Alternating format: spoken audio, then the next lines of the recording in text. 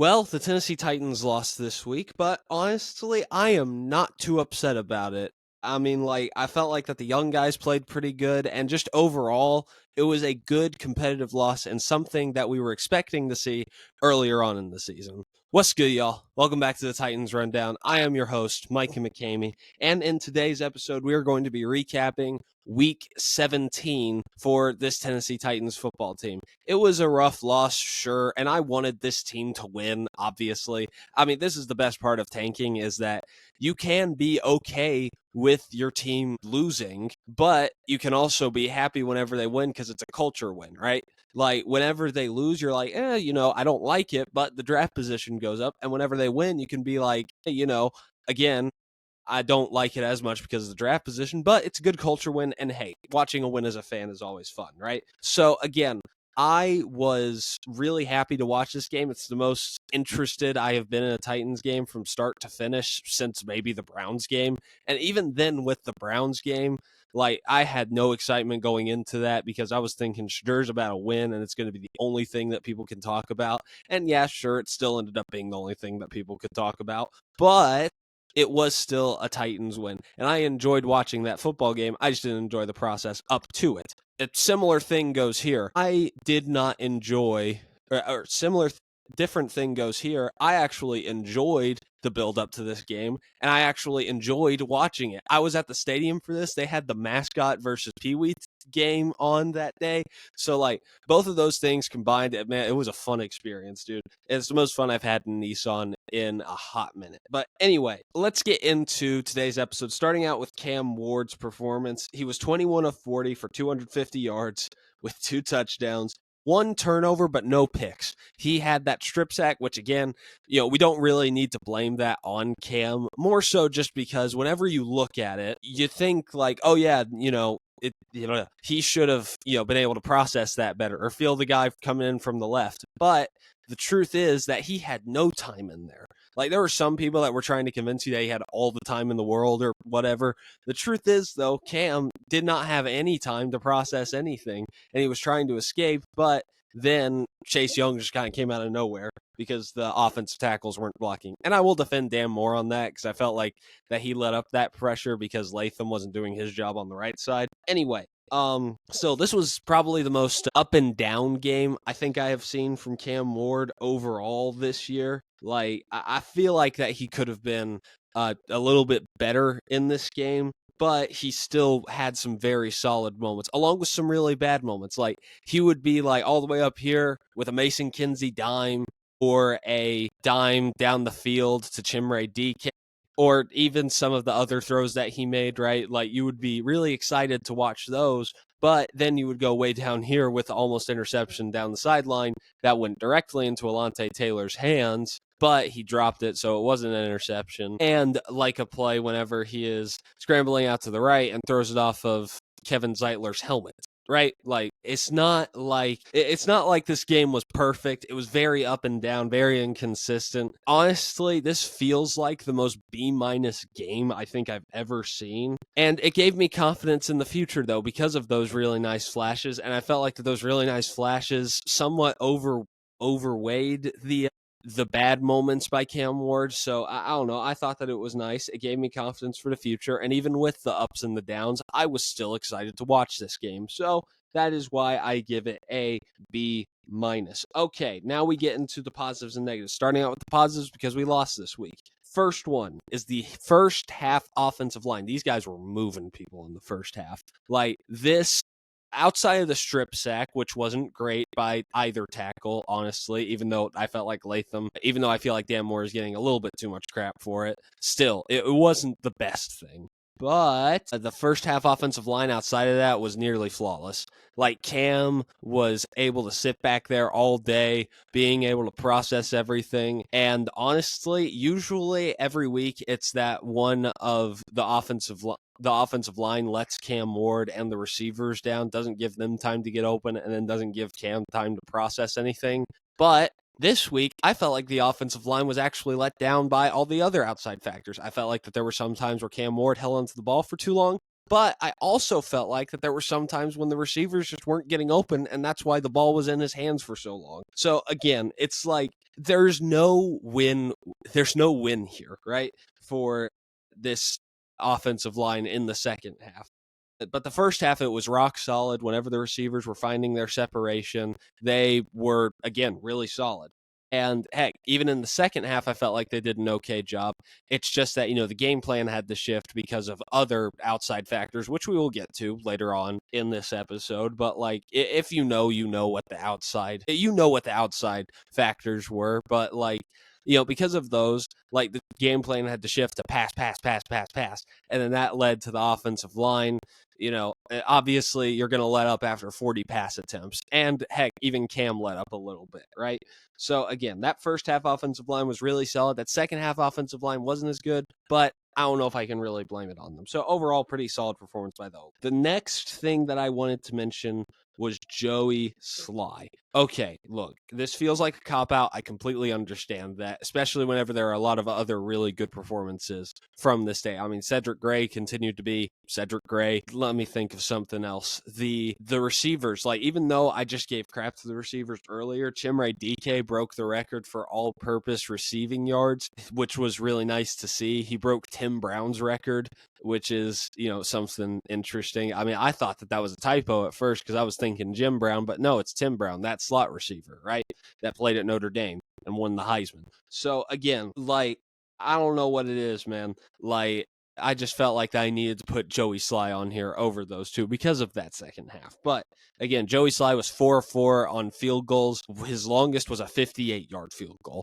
Look, okay, we've given Joey Slye some of his crap overall this season, but it was an extremely windy day. That made some of the specialists for the New Orleans Saints look a lot worse than they actually were. If you were at the game, you know exactly what I'm talking about. Like, it was intense, the wind was. So, like, again, I don't know. I felt like Joey Slye played a very good game, special teams-wise, and it was just nice to see overall. And again, I almost put the young receivers here, but just a couple of other bad moments throughout, later on in the game just kind of brought them down a little bit. But anyway, the last positive that I would like to mention is the draft position. Okay, look, this was not expected this week, at least just personally for me. But whenever you look at the draft position, we went up a spot because of this loss. Like, the Cardinals' strength of schedule got a little stronger. The Titans got a little weaker, which then led to us leapfrogging the Cardinals with the same record, and that put us at the number 4 overall pick. So now it could be entirely more possible that we could go get Arvell Reese with that pick, because it would be 2 quarterbacks, and then it would just come down to that 3rd pick. Who would be picking there? I have no idea. Actually, no, I do have an idea. It's the Jets. And it's just interesting to see what the Jets would do at that position. Are they going to go Arvell Reese? I don't know. But I am very interested to see how that goes down, if that is what ends up happening. But at this point, man, we're just praying that the Jets win a game so that way we can solidify that, yes, we are going to go with Arvell Reese with this pick, right? That would be absolutely huge for the future, especially if we get some coaches that can, kind of coach up his mechanics outside of his athleticism, right? But again, number 4 pick is still completely fine, though. You're still in a perfect position, even if Arvell Reese goes off the board, to go get a Bailey, a Ruben Bain, Carnell Tate, Jordan Tyson, a lot of other dudes that are in this draft that are absolute dogs. You still have a chance to go get with that number 4 pick.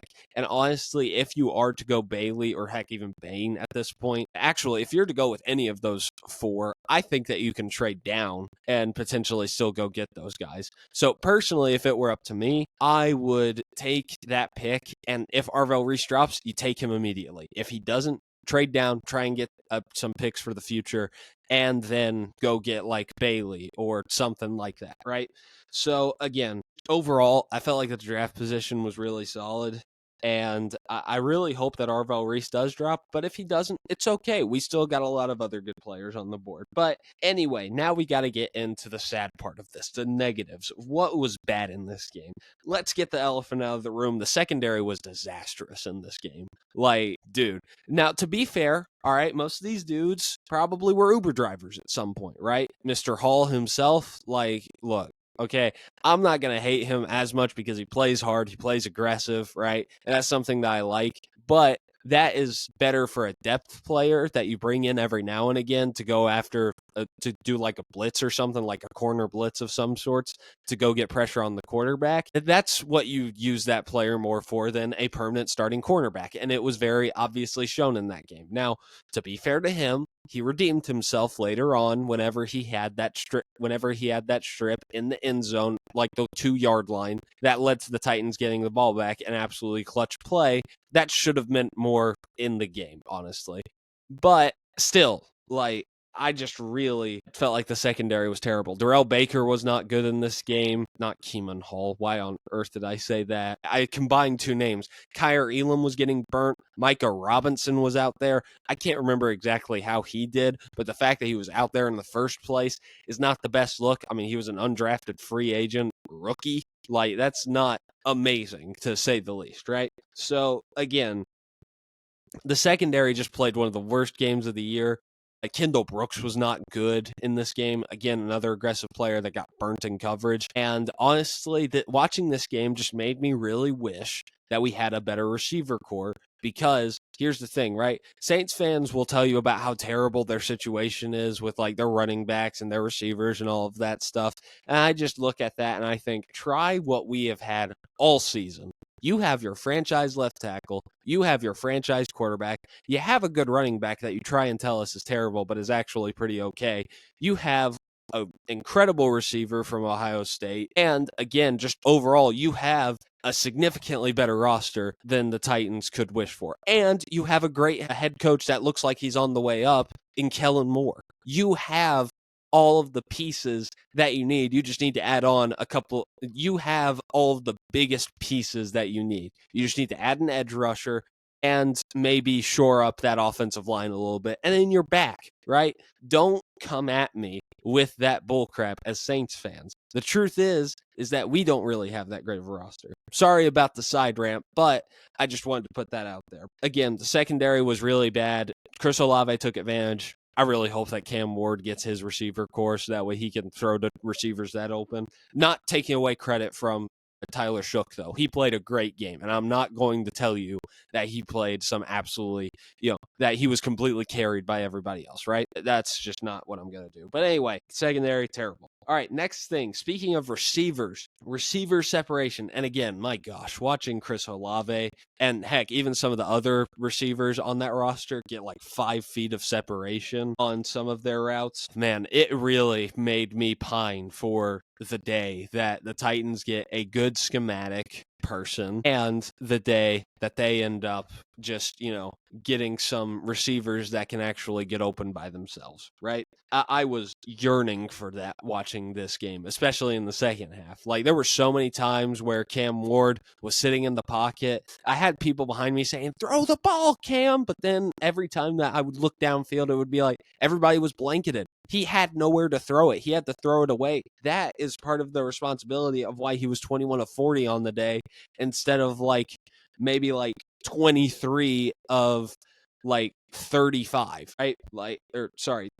25 of 40 on the day, right? Pairing those, seriously, it was really bad from that perspective, right? Nobody was getting separation in the second half. And that's why Cam was trying to force things that just weren't there. Whenever you're not getting separation, a quarterback starts to feel uncomfortable and he starts to just not do anything, right? So again, the receiver separation was just not there. The O-line was holding up just fine. Cam Ward looked decisive in this game, even with some of the questionable stat line. But still, I just don't think that the receivers gave him the true chance to have that game that we were hoping to get out of him. So again, receiver separation was just something that I was really upset about, especially watching the Saints, who have a coach that can get his players open and that have a receiver that can get open by himself in Chris Olave. Anyway, last thing that I want to complain about is the run defense. I mean, this one was just kind of a ticky-tack thing, honestly. I mean, as much as I said that the running back was pretty okay overall, all things considered, he still isn't great. And we still could have very easily stopped him, especially with some of the run-stopping talent that we have on our defensive line, but we just didn't. But still, I do want to give this shout out to Big Jeff for getting his first double-digit sack season of his career. That is absolutely huge for him. But anyway, again, run defense just was not where it needed to be, and pass rush at that in the second half, that is. Like, first half pass rush was fine, right? It was consistently getting decent pressure on Tyler Shough. He had to run all over the place, right? I was happy seeing that. But during the second half, it just was not there, and Tyler Shough had all day to throw, and that led to him getting some big completions down the field, right?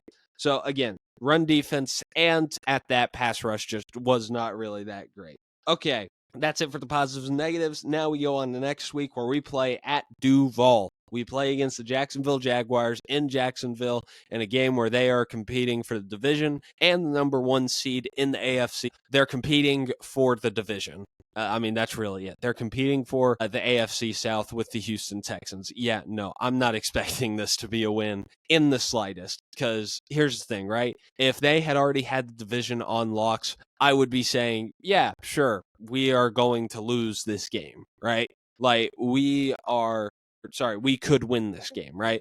I would be saying, okay, we're, again, going to win this game because Jacksonville is going to have all their backups in, right? But in this situation, I just don't think that's that likely. They're going to have everybody starting. Their team is on a hot streak right now. Their defense is playing lights out, and their offense is playing pretty well as well. So, again, I don't think that it's likely, and we just pray for a Jets win next week because the Patriots will probably be playing their backups, right? I'm really praying that they do play their backups, because if they do, then there's like that slight bit